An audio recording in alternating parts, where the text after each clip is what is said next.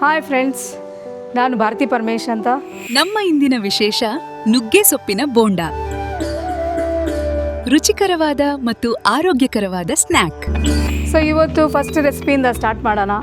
ಒಂದು ಒಳ್ಳೆ ಪದಾರ್ಥನ ಯೂಸ್ ಮಾಡ್ತಾ ಇದ್ದೀನಿ, ಅದು ಬಂದು ನುಗ್ಗೆ ಸೊಪ್ಪು.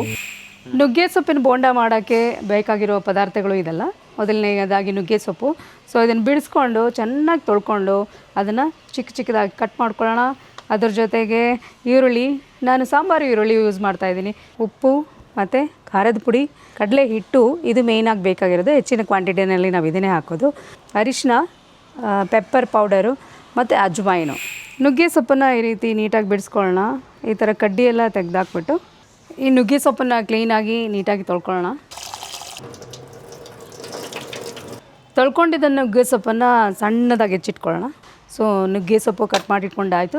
ಅದಕ್ಕೆ ನಾನೀಗ ಈರುಳ್ಳಿ ಹಾಕ್ತಾಯಿದ್ದೀನಿ. ಎರಡು ಮೆಣಸಿನಕಾಯಿನ ಸಣ್ಣದಾಗಿ ಹೆಚ್ಚಿಟ್ಕೊಂಡು ಇದಕ್ಕೆ ಹಾಕ್ತಾಯಿದ್ದೀನಿ. ಸ್ವಲ್ಪ ಅರಿಶಿನ, ಮೆಣಸು ಪುಡಿ ಹಾಕ್ತಾಯಿದ್ದೀನಿ, ಮೆಣಸಿನ ಪುಡಿ, ಅಜ್ವಾಯಿನ ಹಾಕ್ತಾಯಿದ್ದೀನಿ, ಉಪ್ಪು ರುಚಿಗೆ ತಕ್ಕಷ್ಟು. ನಮ್ಮ ಮೇನ್ ರೆಸಿಪಿ ಈ ಡಿಶ್ಗೆ ಕಡಲೆ ಹಿಟ್ಟು, 1 ಚಿಟಿಕೆಯಷ್ಟು ಸೋಡಾ, ಹಾಗೆಯೇ 1 ಚಿಟಿಕೆ ಹಿಂಗೆ ಹಾಕಬೇಕು. ನೀರು ಹಾಕಿ ಕಲಸೋದು. ಈ ಥರ ಗಟ್ಟಿಯಾಗಿ ಕಲಿಸ್ಕೊಳ್ಳೋಣ. ಎಣ್ಣೆ ಹಾಕ್ಕೊಳ್ಳೋಣ.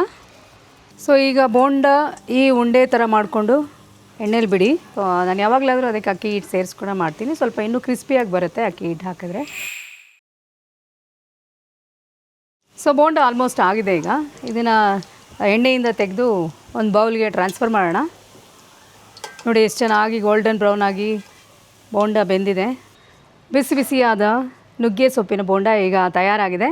ನಮ್ಮ ಹೊಸ ಚಾನಲಲ್ಲಿ ಮಾಡಿರೋ ನುಗ್ಗೆ ಸೊಪ್ಪಿನ ಬೋಂಡನ ತಿಂದು ನನಗೆ ಹೇಗಿದೆ ಅಂತ ಹೇಳಬೇಕು. ಚೆನ್ನಾಗಿದೆ, ತುಂಬ ಚೆನ್ನಾಗಿದೆ. ಯಾಕಂದರೆ ಪದೇ ಪದೇ ತಿನ್ನಬೇಕು ಅಂತ ಅನಿಸ್ತಾ ಇದೆ. ಡೆಫಿನೆಟ್ಲಿ ಇದರಲ್ಲಿ ಒಂದು ಅರ್ಧ ನಾನೇ ಖಾಲಿ ಮಾಡ್ತೀನಿ. ಇನ್ನಷ್ಟು ಅಡುಗೆಗಳನ್ನ ನಾವು ನಿಮ್ಮ ಮುಂದೆ ತರೋದಕ್ಕೆ ಪ್ರಯತ್ನ ಪಡ್ತಾ ಇರ್ತೀವಿ.